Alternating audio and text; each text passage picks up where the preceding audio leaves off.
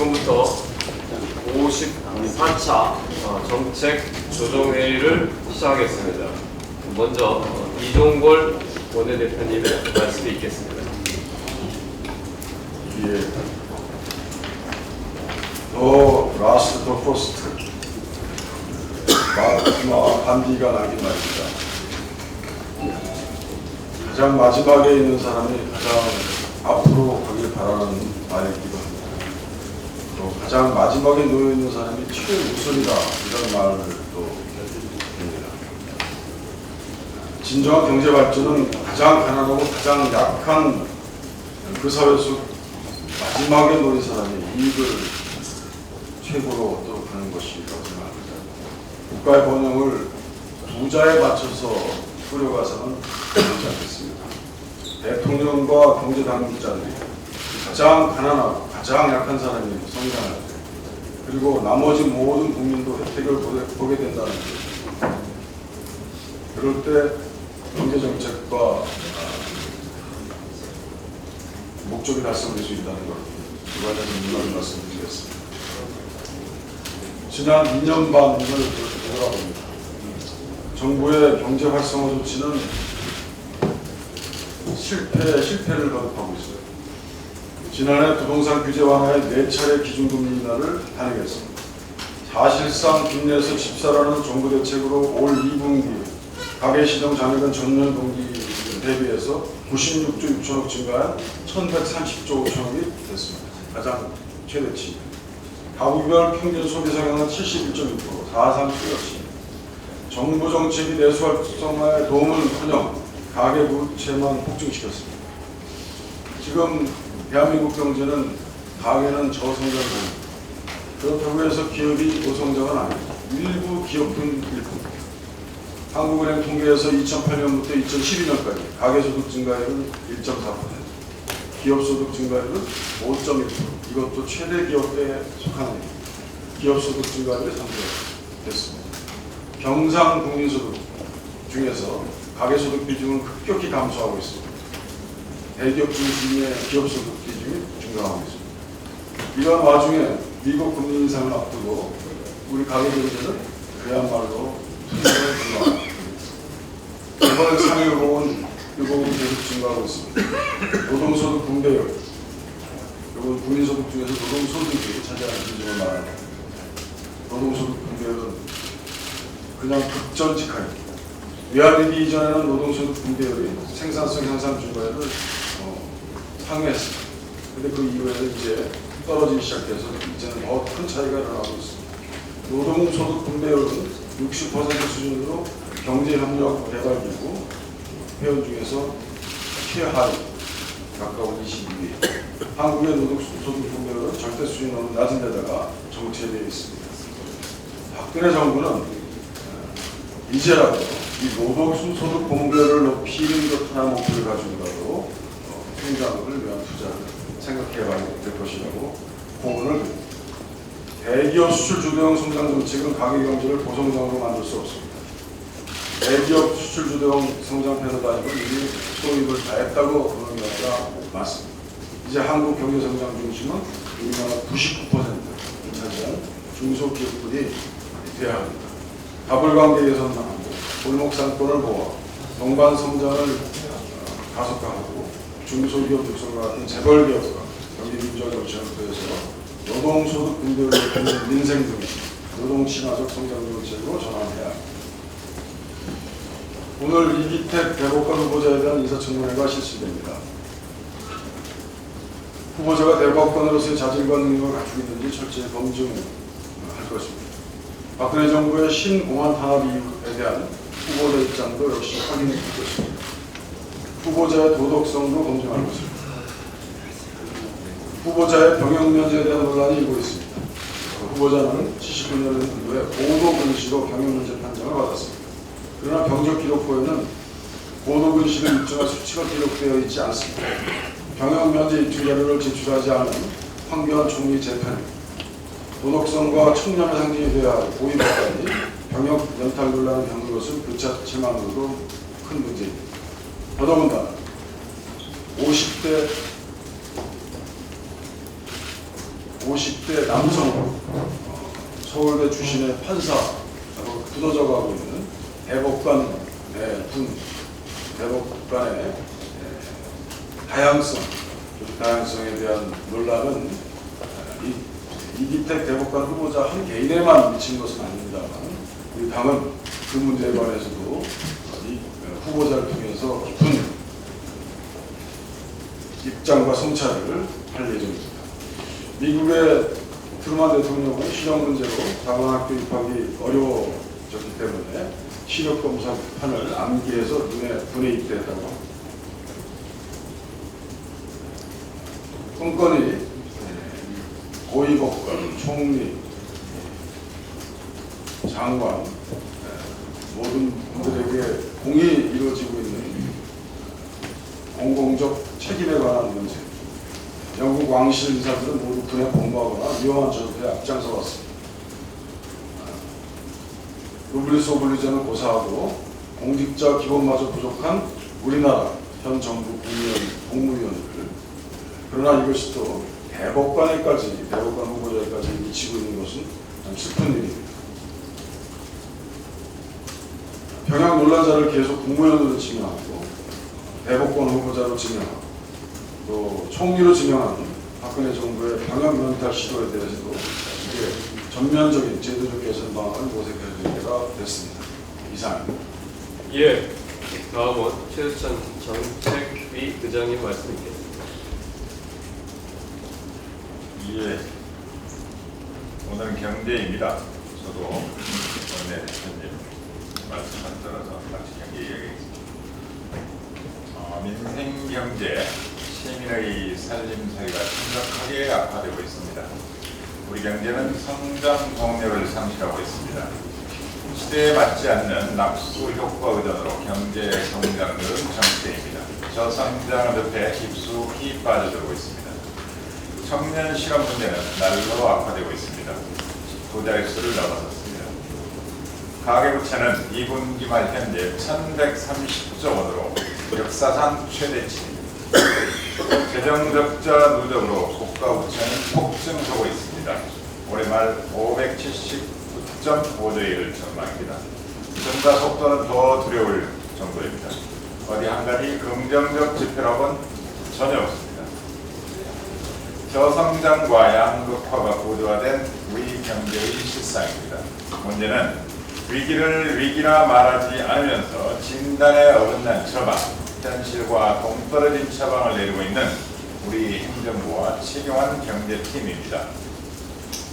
이러한 경제 여건의 약화 속에서 박근혜 행정부는 어제 경제장관 회의를 개최하고 소비 촉진 방안을 발표했습니다. 내수 위축의 근본 원인은 누누이 말해왔지만 가계소득의 감소입니다.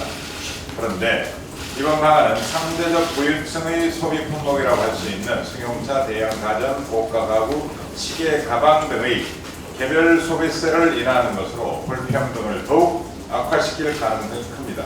게다가 골프 대중화를 통한 소비 촉진이라는 정책은 이 행정부의 경제에 대한 문제의식이 얼마나 아니한지 정책 대상과 목표가 누구인지를 노골적으로 보여주고 있습니다. 과거 개발 독재, 불균형 성장 시대의 성공 방식을 답습하고 반복하는 구태에 의연하면서 전혀 벗어나지 못하고 있습니다. 성공에 대한 자기 확신과 자만심으로 위험을 외면하고 화를 자초하고 있습니다. 자기 반성 없는 우상화의 오류, 영국 역사학자 손인비가 재해석한 휴브리스의 전형입니다. 세상이 어떻게 바뀌었건 상관없이 과거 방식대로 일을 밀어붙이다가 실패하는 사람들이 부질없는 오만 오류입니다. 민생경제 실패, 산림경제 파탄이 두렵습니다. 이런 실패의 최종적 책임과 피해는 온전히 이 땅의 주권자인 시민입니다. 두렵습니다. 마치겠습니다. 예, 이어서 이상민 법사위원장님의 말씀 있겠습니다.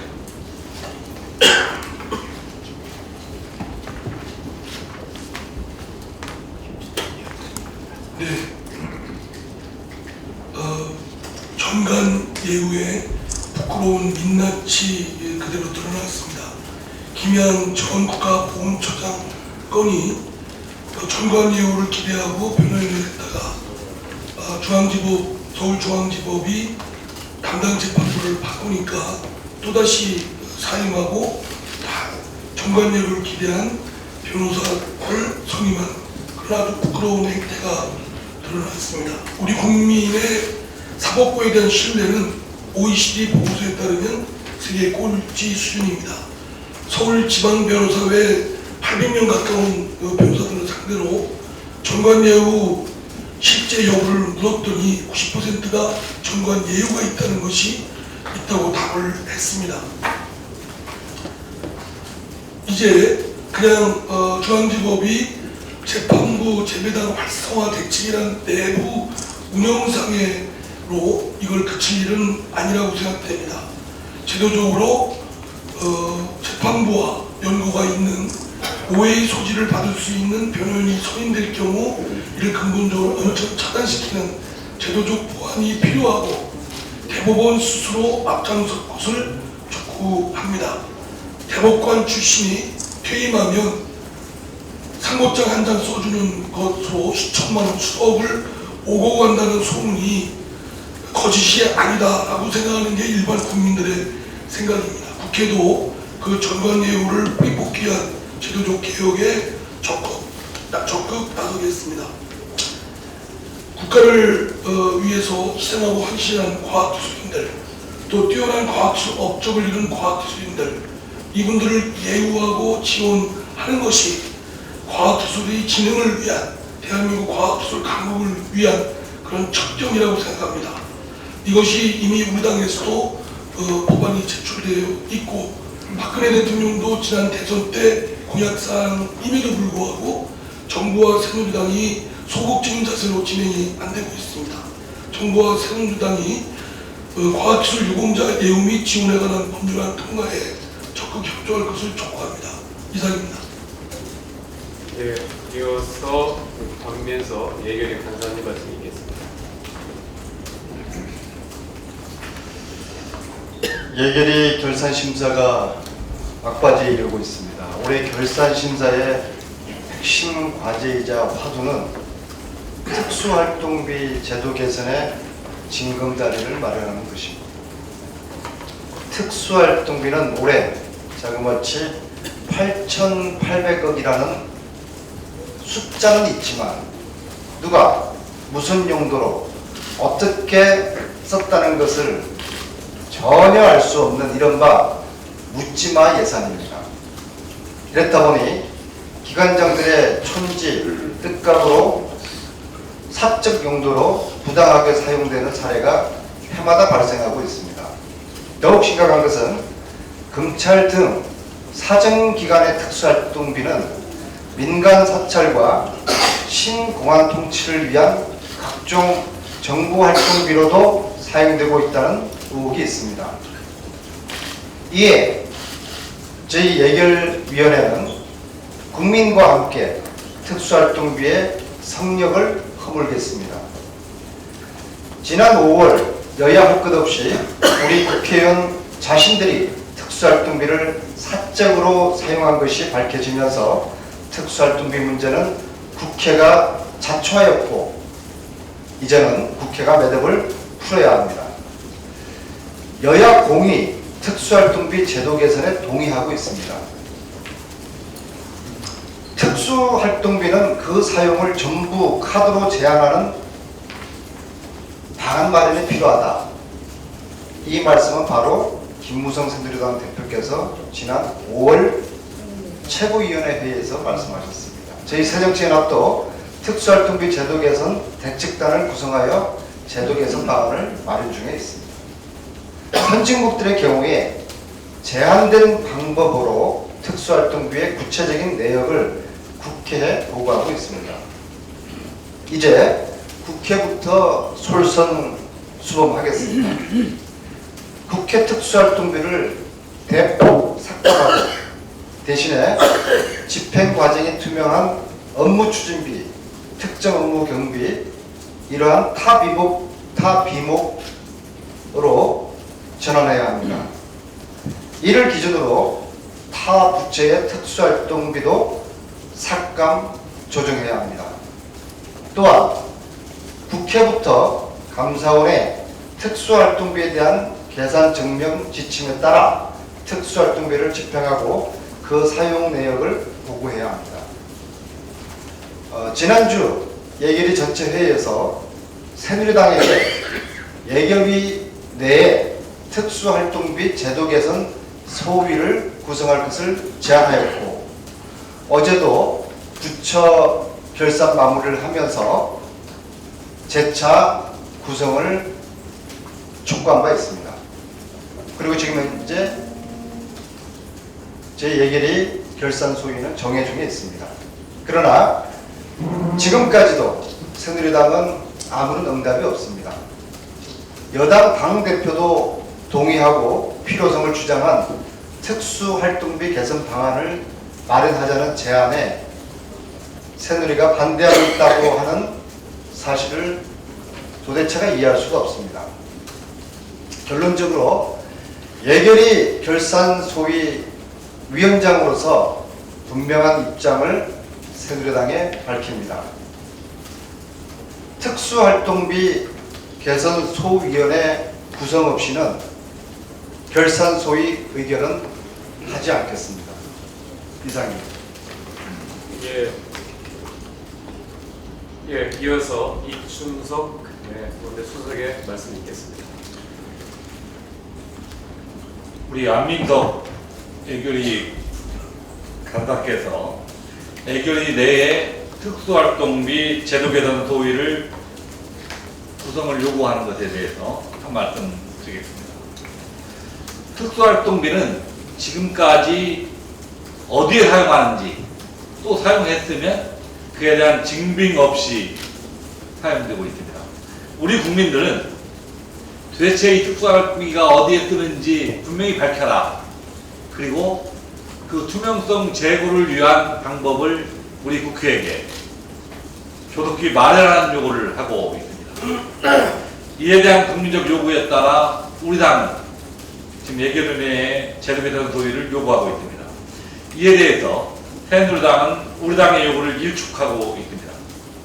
이에 대한 요구가 수용되지 않는다면 내일 예정된 결산 통과를 위한 본의 자체도 열지 여부도 저희가 재검토하겠다는 점을 분명히 밝힙니다. 또한 내년 총선이 과연 공정하게 치러질지 심각한 의문이 듭니다. 선거를 총괄하는 주무부처인 행자부의 장관과 예산을 총괄하는 기재부 장관이 한 목소리로 여당의 총선 승리를 외치고 있습니다. 축구 경기로 치면 경기 스택과 스폰서가 짜고 치는 판인데 어떻게 공정한 경기가 되겠는가?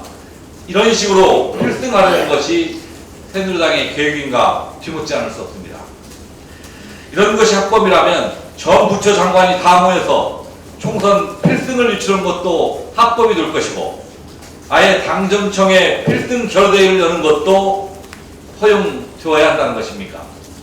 두 장관의 발언은 공직선거법 제9조 공무원의 중립 의무와 제85조 선거 관여 금지를 명백히 위반한 것입니다. 주어가 없다는 식의 공색한 변명은 논할 가치조차 없습니다.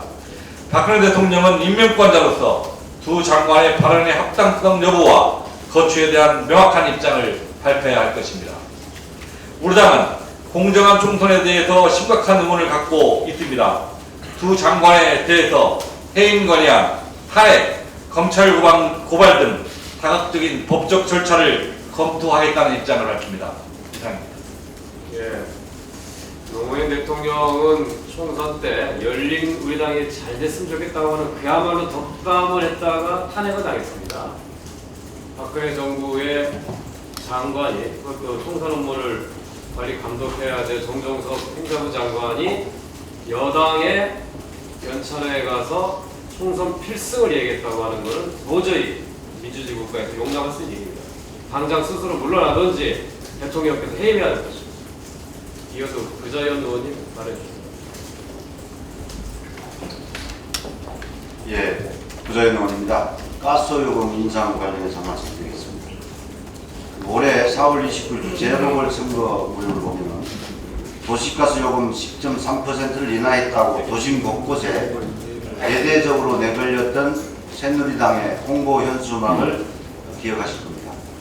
그러면서 새누리당은 국민들께서 직접 피부로 느낄 수 있는 생활비 절감, 민생 체감 정책이라고 스스로 자화자찬한 바가 있습니다.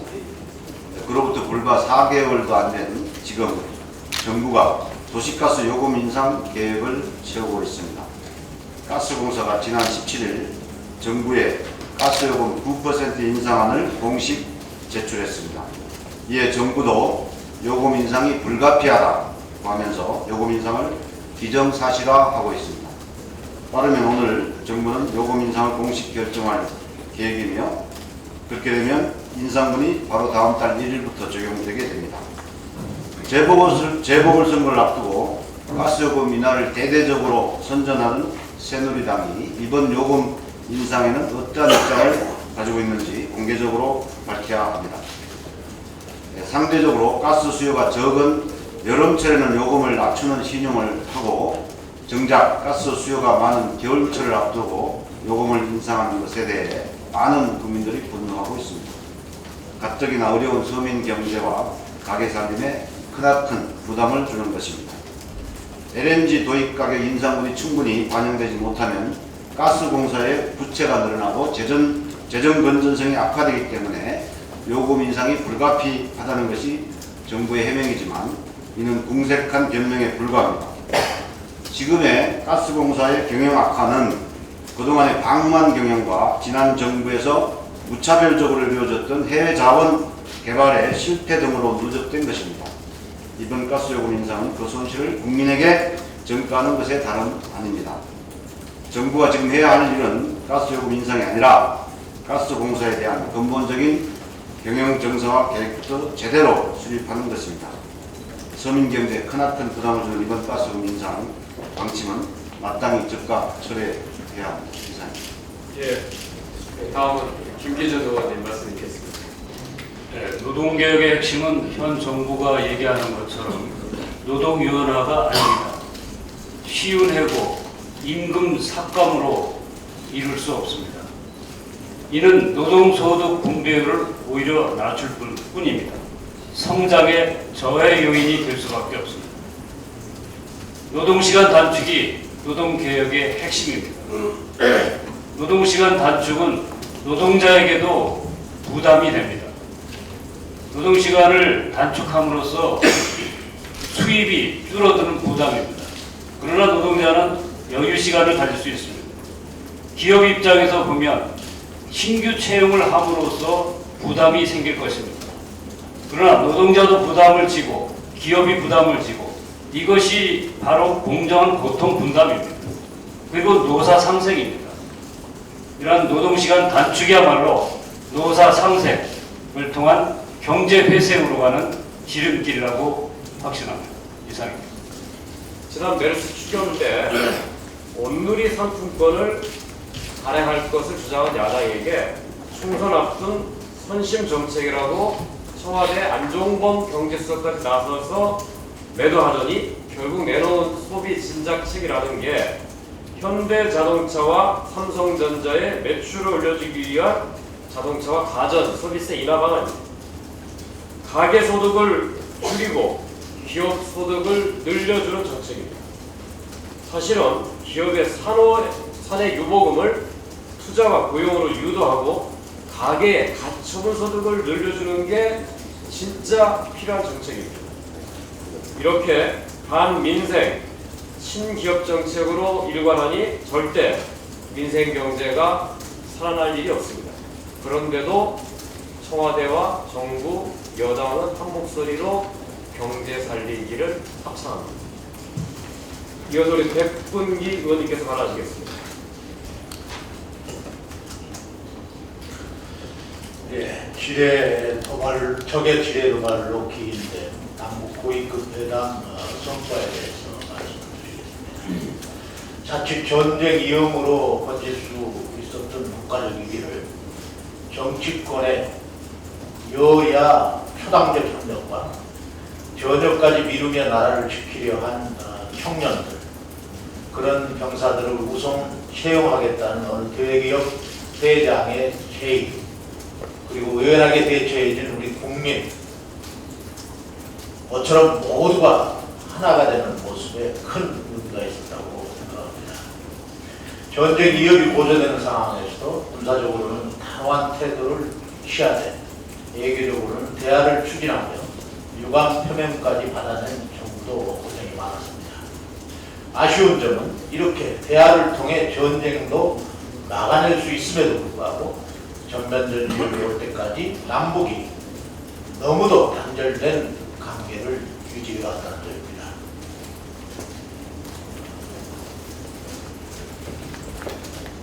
이 표는 통일부에서 낸 분야별 남북회담 개최 현황 자료인데요. 각 분야별 남북회담 개최 수를 살펴보면 171회에 달하는 회담을 추진한 참여정부와 이명박 정부는 대화를 거의 포기하며 남북관계를 급속도로 어렵게 하였습니다. 물론 이명박 정부 당시에는 천안함 폭침과 연평도 포격을 겪으며 남북관계가 악화된 측면도 고려하지 않을 수 없지만 전쟁 중에도 대화는 꾸준히 이어져야 한다는 기본 원칙을 고려하면 이명박 정부는 다음 정권에 너무나 큰 짐을 남겼습니다. 한반도 신뢰 프로세스를 표방한 박근혜 정부는 이러한 이명박 정부의 가오를 만회하기 위해서 적극적으로 관계 개선에 나서야 했지만 소극적인 태도를 유지하는 바람에 전면전 직전까지 치닫는 상황까지 오고 말았습니다. 박근혜 대통령이 이번 사태에 군 통수권자로서 단호한 태도를 취하는 것은 긍정적입니다. 그러나 대통령은 안보를 총괄하는 군 통수권자일 뿐 아니라 남북관계를 평화적으로 관리, 발전시킬 임무도 주어져 있습니다. 이번 남북 고위급 접촉을 계기로 남북관계 개선에 물꼬가 트일 전망입니다. 남은 재임기간은 남북관계 개선에 많은 성과를 거둘 수 있도록 정치, 군사, 경제 등 더욱 많은 분야에서 대화를 추진하길 바랍니다. 북한도 합의 종료 후에 보여준 말 바꾸기와 같은 태도로는 진실된 대화가 진행되기 어렵다는 점을 명심해야 하는 것입니다. 이상입니다. FTA로 인한 피해를 고스란히 껴안고 있는 농민들을 살리기 위해서 정부는 무역이득 공유제 도입에 적극 나서야 합니다.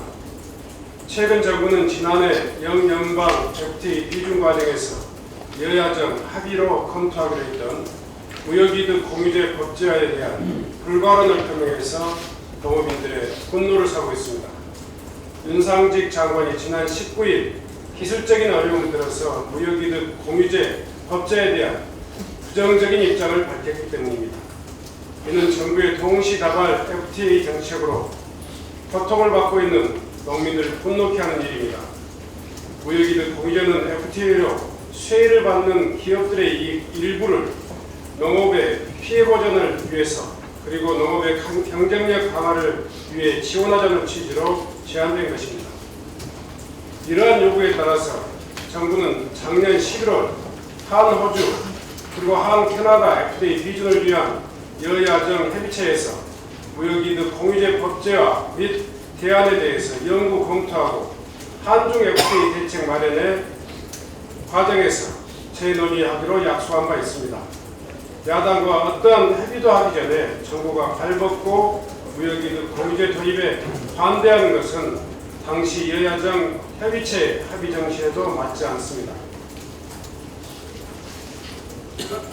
정부가 무역이득 공유제 도입에 대해서 수혜액 추산과 수혜 대상 기업 확정의 어려움 그리고 징수 방법상의 어려움 등을 들어 제도 도입에 반대하고 있습니다만은 수혜 대상 확정이나 징수 방법상의 어려움이 있다면 농어촌 특별세와 같은 방법으로 부과하는 방법을 적극적으로 고려할 필요가 있을 것입니다. 아울러서 정부가 국회에 제출한 한중 FTA 영향평가 그리고 농식품부 자료에 따르면 한중 간의 교역으로 인한 농업 피해는 20년간 10조 5천억의 이득을 산출되고 있습니다. 반면에 정부는 한중 FTA 그리고 한베트남 FTA를 위한 대책 사업에 20년간 고작 2,200억 재정 지원을 약속했습니다. 이러한 미흡한 대책을 세워놓고 무역 이득 공유제 도입까지 반대하고 나서는 것은 앞으로 우리나라의 농업을 포기해야 하겠다는 것과 다름없습니다. 다시 한번 정부의 FTA에 따른 무역이득 공유제 법제화에 대해서 적극적으로 노력할 것을 촉구하면서 우리 당은 계속되는 FTA로 무너지는 농어촌을 지키기 위해서 무역이득 공유제 법제화를 위해서 적극적으로 노력할 것을 다짐합니다. 예,